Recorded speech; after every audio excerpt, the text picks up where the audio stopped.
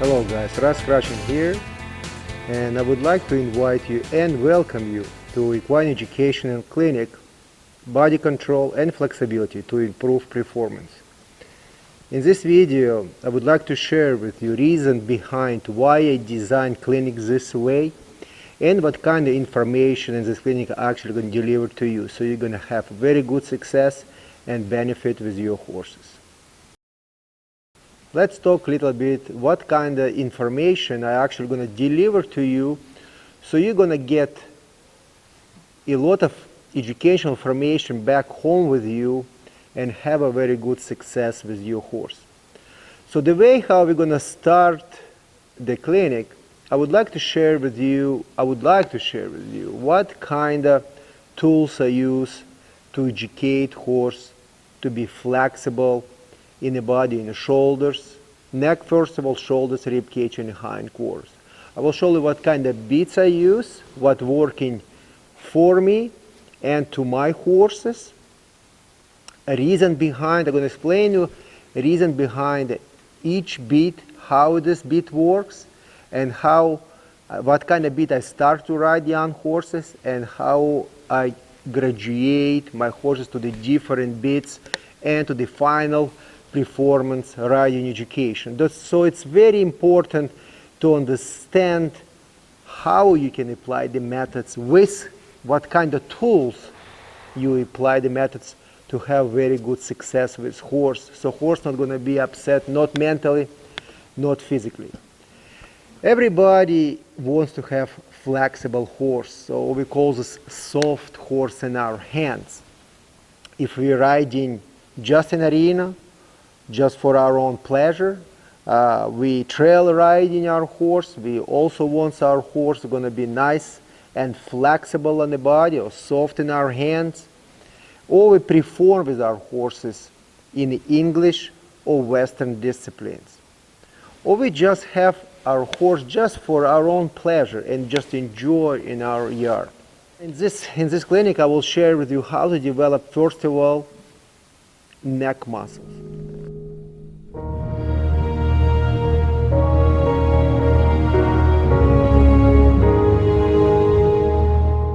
In the 18th century was amazing French horseman, great horseman, so above shape, who designed and invent methods, flexibility in the horse neck muscle from the left and right side.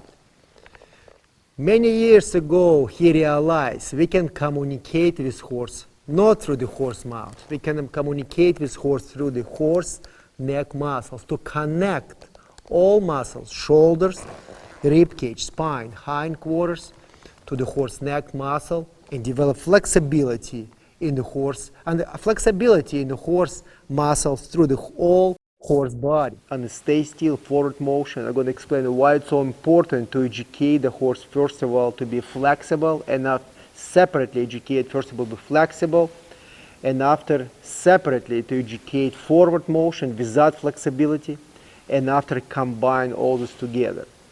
Same like we're educating athletes in the sport, because if we're going to start to educate flexibility with forward motion at the same time, athlete, human, or horse, we're going to start to fall apart emotionally, and it's going to be very hard physically to have a very good success.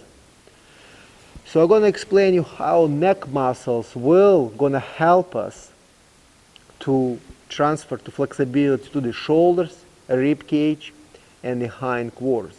Any maneuver, when we're riding our horses in the trails, when they travel forward, loping, walking, or going through the obstacles, we want to have flexibility in the horse body. If we're guiding our horses, we want horse going to be engaged in hindquarters, be collected in the spine and in the hindquarters, and use neck muscles. Doesn't matter if we're riding English or Western discipline. Horse have to be flexible from his ears to his tail. If you teach your horse side pass, horse have to be flexible. If he wants to perform any speed events, such as reining cow horses or barrel racing, horse still have to be flexible. If you want to teach your horse how to slide, then stop. Also, horse have to be flexible, no pulling your hands, use the spine, use the hindquarters. If you want to teach your horse to do lead changes, horse still have to be flexible. So in this clinic, I will gonna share with you step by step, method by method, from the neck to the hindquarters, how to develop in the horse flexibility. Also, I'm gonna share with you how to develop your timing on the day work with your horse, and in the physical exercise, how long you have to stay in the physical exercise, and why you have to relax horse mental abilities from a physical exercise, and why relaxation have to be much longer than actual physical exercise. I will share with you why it's so important to concentrate on the mental abilities and in the physical exercise and the time in the physical exercise, not in the pressure and release. Pressure and release is just aggravation in a particular moment. It's a cue. But it's not possible to develop muscle memory with pressure and release in a human or in the horse body. It's all about timing and physical work. Like you know already, you can actually see this on my website and etc. I educate people over 15 years. And all the time when I am traveling to the trade shows or the different events and present my horsemanship skills, and I have participants in the clinic, I all the time, honestly the truth, I all the time really worry inside if I can't deliver my message to the participant so he can have very good success with the horse. And a lot of time, again, I'm going to be very honest with you, a lot of time you don't have enough time on the clinic to deliver your message to the animal and to participant. And I realize in a short period of time that's just not possible to accomplish so many methods with horse and with human.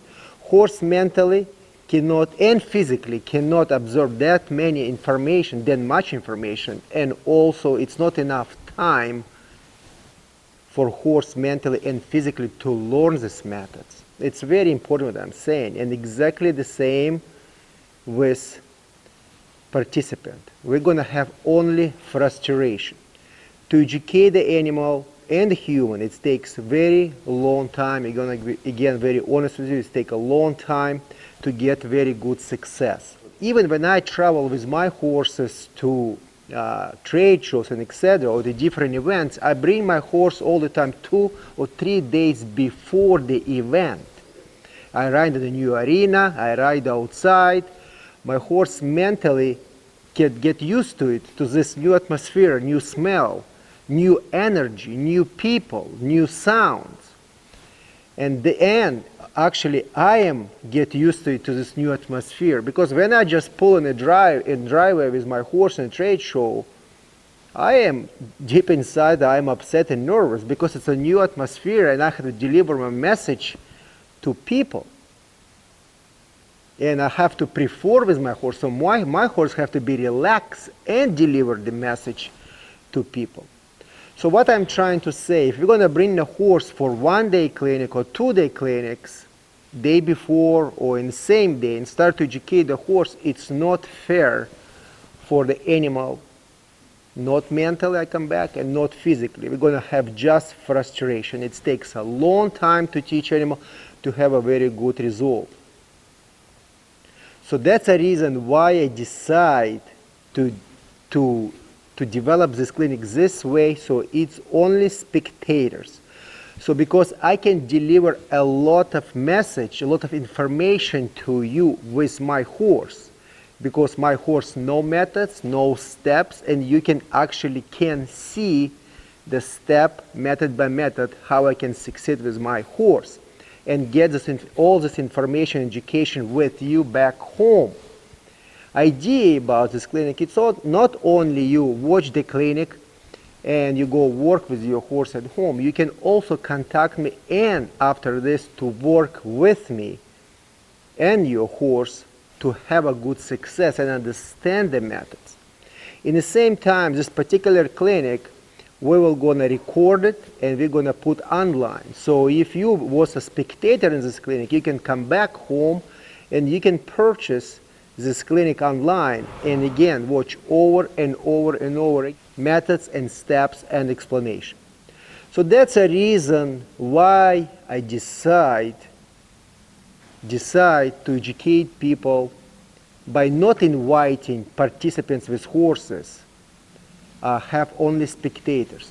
And another reason, very important, if I'm gonna invite 5 or 6 participants or even 3 or 4 participants to my clinic, I am only one horseman and I cannot educate immediately in the same time 3 or 4 participants. So it's mean every minute I spend with participant, other participant left behind in this minute. If I spend 5 minutes with another participant, then another person behind in 5 minutes.